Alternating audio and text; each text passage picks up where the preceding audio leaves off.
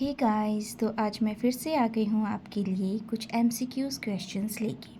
तो आज का हमारा टॉपिक रहेगा पोइट्री एंड इट्स फॉर्म्स। ठीक है, पहला क्वेश्चन है, poetry is a criticism of life under the conditions fixed for such a criticism by the laws of poetic truth and poetic beauty। ये जो स्टेटमेंट है पोइट्री के बारे में किसने दिया था? तो इसका आंसर है मैथ्यू अर्नोल्ड। ठीक है, ये स्टेटमेंट मैथ्यू अर्नोल्ड ने दिया था। अगला क्वेश्चन है, who calls poetry a speaking picture with the end to teach and delight. ठीक है, तो ये जो डेफिनेशन है पोइट्री की, ये किसने दी थी? तो एरिस्टोटल ने दी थी, जो बहुत ही फेमस क्रिटिक है। फिर है, poetry is the spontaneous overflow of powerful feelings. It takes its origin from emotions recollected in tranquility. Who defines poetry in these words? तो ये जो डेफिनेशन है, ये किसने दी थी पोइट्री की? तो ये दी थी विलियम वर्ड्सवर्थ ने। नेक्स्ट है हमारा question, who says poetry is of all human learnings the most ancient and most fatherly antiquity. तो ये बोला था फिलिप सिडनी ने। फिर अगला क्वेश्चन है, who denounced poets as father of lies. ठीक है, तो देखो पुराने जो क्रिटिक्स होते थे वो कहते थे कि जो पोइट्री है वो एकदम लाई है, मतलब सब झूठ है, सब इमेजिनेशन है, तो उसका कुछ फ़ायदा नहीं है।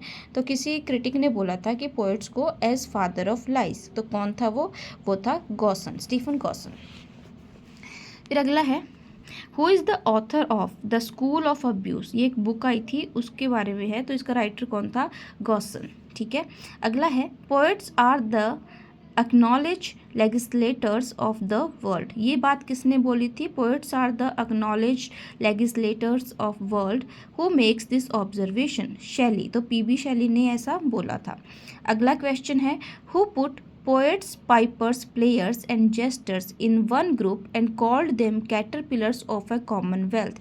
ठीक है, तो poets, pipers, players and jesters को एक ही लेवल पे रखा था। किसने रखा था? गॉसन ने। तो देखो, जो गॉसन थे वो एक ऐसे क्रिटिक थे जो पोइट्स को और पोइट्री को बिल्कुल पसंद नहीं करते थे। ठीक है, फिर अगला है, the greatness of a poet lies in his powerful and beautiful application of ideas to life to the question how to live. Whose observation is this? तो ये बात किसने बोली थी? ये बात बोली थी मैथ्यू अर्नोल्ड ने। अगला क्वेश्चन है हमारा, the Greeks called their poets vates. What is the meaning of the term? तो वेट्स का मतलब क्या होता है ग्रीक में? तो इसका मतलब होता है क्रिएटर्स। ठीक है, तो पोएट्स को उन्होंने क्रिएटर्स कहा था।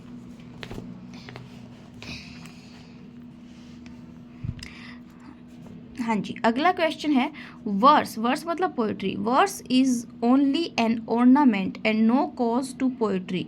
Who holds this view? तो ये व्यू किसका था? ये फिलिप सिडनी का व्यू था। अगला क्वेश्चन है, poetry is not a formula which 1,000 flappers and hobbledehoys ought to be able to master in a week without any training.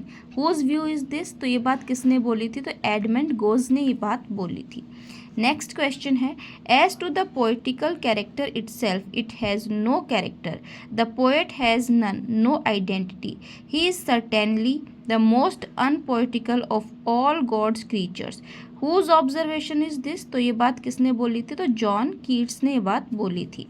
अगला क्वेश्चन है हमारा, a great poem is a fountain forever overflowing with the waters of wisdom and delight, a source of an unforeseen and unconceived delight. Who says this? किसने बोली थी ये बात? तो PB Shelley ने बात बोली थी। अगला क्वेश्चन है हमारा, Poetry in a general sense may be defined to be the expression of imagination, and poetry is connotative with the origin of man. Who hold this view? तो ये व्यू किसका था? ये पीबी शैली का view था। अगला question है, who has written the greatest epic in English literature? तो जॉन मिल्टन ने लिखा था, क्या था वो? Paradise lost. आप सबको पता होगा। Which is the following is the first great epic? तो फर्स्ट ग्रेट एपिक किसको माना जाता है? इलियाड को माना जाता है, जिसमें ट्रॉय की स्टोरी है। ठीक है। Who is the author of Iliad, तो कौन था इलियाड एंड ओडिसी दोनों का ऑथर होमर था। Who is the author of Beowulf, तो कौन था, वर्जिल भी नहीं था, डेंटे भी नहीं था, टेसो भी नहीं था। तो आप लोग कमेंट करके मुझे बताइए बीवुल्फ का कौन था। Who is the author of Odyssey, Odyssey का भी मैंने बताया कि होमर ही था, इलियाड एंड ओडिसी दोनों का। Name the epic written by Tasso, तो इनमें से टेसो ने कौन सा लिखा था, तो जेरूसलम डिलीवर्ड वाला टेसो ने लिखा था। अगले पे आते हैं हम। How many books are there in Homer's Iliad, तो होमर की जो इलियाड एक एपिक पोइट्री है उसमें कितनी बुक्स, तो 24 बुक्स है उसमें। How many books are there in Virgil's Aeneid, तो एनेड में वर्जिल की लिखी हुई एनेड में कितनी बुक्स है, तो 12 बुक्स है। Which of the following epics has 24 books, तो ओडिसी, ओडिसी में भी 24 है और होमर की इलियाड में भी 24 है। Who is the hero of Homer's Iliad, तो एक्कीलीज है, ठीक है। एक्कीलीज हील वाला हमने सुना है ना, तो वो एक्कीलीज यही है। Who is the hero of Odyssey, तो ओडिसी का ओडिसियस है, ठीक है। What is the central theme of Homer's Iliad, तो क्या है होमर की इलियाड की, जैसे मैंने पहले भी बताया ट्रोजन वॉर, जो वॉर ऑफ ट्रॉय हुआ था हेलन एंड पेरिस वाला, उसमें हुआ था, ठीक है। अगला है in which language is Virgil's Aeneid written, तो वर्जिल का जो एनेड है काफ़ी फेमस एपिक है, वो लैटिन लैंग्वेज में लिखा हुआ है। फिर अगला है Milton's Paradise Lost is divided into the same numbers of books as Divine Comedy, तो पैराडाइज लॉस्ट में जितनी बुक्स है उतनी ही डिवाइन कॉमेडी में है। अगला क्वेश्चन है हमारा, Spenser's Faerie Queene was plan to be completed in 12 books but he was able to complete only, तो 6 बुक, तो स्पेंसर ने, एडमंड स्पेंसर ने जो फेरी क्वीन लिखी थी उसके अंदर उन्होंने डिसाइड करा था कि हम 12 बुक्स लिखेंगे, बट वो 6 ही कंप्लीट कर पाए थे। Who is the hero of Spenser's Faerie Queene, तो किंग आर्थर है। तो इसमें ना बहुत सारी स्टोरीज है एक्चुअली फेरी क्वीन में, हर बुक में अलग स्टोरी है, और किंग आर्थर है वो हर एक में बार बार आते हैं, ठीक है। तो मेन जो इसमें हीरो है वो किंग आर्थर है। फिर अगले हैं टू होम ड Spencer dedicate his Faerie Queene, तो किसको डेडिकेट किया था, क्वीन एलिजाबेथ को डेडिकेट किया था। अगला है the central theme of the Lusiad, Lusiad epic की जो सेंट्रल थीम है वो क्या थी, वास्को डी गामा का जो वोयाज था इंडिया का, वास्को डी गामा जब भारत आया था उसके बारे में ये है। अगला क्वेश्चन है हमारा, अगला है Spenser's motto in writing his Faerie Queene was, Spenser का क्या उद्देश्य था फेरी क्वीन को लिखने का, to fashion a gentleman in virtuous and gentle discipline, ठीक है। तो इसमें बहुत सारे नाइट्स के बारे में बताया, तो उनकी क्वालिटीज़ आप अपने अंदर ले सको, इसलिए उन्होंने ये बुक लिखी थी, ताकि जो जेंटलमैन है, जो अच्छे लोग हैं सोसाइटी के, वो अपने अंदर उन वर्चुअज़ को अडेप्ट कर पाए। अगला क्वेश्चन है how many books are there in Spenser's Faerie Queene, तो मैंने पहले ही बताया था कि 12 लिखना चाहते थे पर 6 ही कंप्लीट कर पाए थे, तो 6 ही है उसमें। Which book of Paradise Lost begins with an invocation of light, तो पैराडाइज लॉस्ट की कौन सी बुक है जो लाइट के इन्वोकेशन के लिए के साथ शुरू होती है, तो बुक 3 है जिसकी स्टार्टिंग में क्या होता है कि लाइट का जो गॉड ने जब लाइट को क्रिएट किया था, इन्वोकेशन किया था, उसके बारे में, ठीक है। Who is next in command after Saturn in the paradise lost, तो पैराडाइज लॉस्ट में सैटर्न के बाद कौन था इन कमांड, बिल्जेबब था, ठीक है। फिर है what in me is dark illumine, what is low raise and support, in which book of Paradise Lost do these lines appear, तो ये जो लाइन्स है ना ये बहुत ज़्यादा इंपॉर्टेंट है, ये बार बार एग्जाम्स में आती है, तो इसलिए इसका आप याद रखना कि बुक 1 में है ये, ठीक है। तो देखो लाइट को इन्वोकेशन कब हुआ था, बुक 3 में हुआ था, और ये जो लाइन है what in me is dark illumine what is low raise and support, ये किस में है, बुक 1 में है, ठीक है। पैराडाइज लॉस्ट किसने लिखी थी, ये लिखी थी जॉन मिल्टन ने। अ mock epic is, mock epic क्या होता है, parody of a real epic, ठीक है। Which of the following is a mock epic, तो रेप ऑफ द लॉक, ये क्वेश्चन बहुत आता है, रेप ऑफ द लॉक है, ये अलेक्जेंडर पॉप ने लिखा हुआ है और ये मॉक एपिक है। अगला क्वेश्चन है one of the following poets has written a mock epic identify him, तो वही जो रेप ऑफ द लॉक है ये इंग्लिश लिटरेचर का one of the most important mock epic है, और ये क्वेश्चन आपको हर एग्जाम में रेप ऑफ लॉक से रिलेटेड मिल ही जाएगा। तो मैंने बताया ना उसका अलेक्जेंडर पोप वो इसके राइटर हैं। Okay. The rape of the Lock is written in heroic couplet, ठीक है, तो ये एपिक की तरह ही होता है, तो उसको मतलब मॉक करने के लिए, मजाक की तरह इसको लिखा जाता है, इसलिए इसको हीरोइक कपलेट में लिखते हैं। How many cantos are there in Rape of the Lock, तो कितने कैंटोज है रेप ऑफ द लॉक में? 5 कैंटोज है।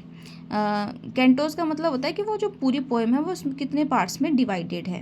The battle of the Frogs and Mice is a mock epic, it is written by, तो ये किसने लिखी थी? ग्रीक पोएट ने लिखी थी। ये देखो, ये नाम याद रखना, the battle of frogs and mice, तो नाम से पता चल रहा है कि कोई मॉक एपिक है, किसी दूसरे युद्ध के बारे में है और उसका मजाक उड़ाने के लिए बैटल ऑफ फ्रॉग एंड माइस उसको बताया है। अगले पे चलते हैं।